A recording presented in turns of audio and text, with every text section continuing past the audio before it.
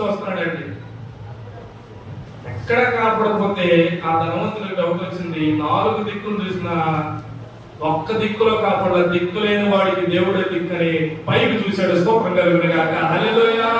పైకి చూస్తే అబ్రహాము రొమ్మున ఆనుకొని నెమ్మది పొందుతున్నాడంట. స్తోత్రం కలుగును గాక. హల్లెలూయా.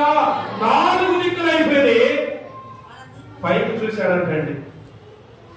చూడండి, కొన్నిసార్లు దిక్కులేని వాడికి దేవుడే దిక్కు అన్నట్టుగా 121వ అధ్యాయంలో కీర్తన గ్రంథంలో కొండల తట్టు మా కన్నులు ఎత్తుచున్నాము, మాకు సహాయము ఎక్కడ నుండి వచ్చును? భూమి ఆకాశాన్ని సృష్టించిన యెహోవా వలనే మాకు సహాయము కలుగుచున్నదంట. హల్లెలూయా. అయా మనుషులందరి వైపు చూసాం, మాకు సహాయం రాలేదు. రాజులు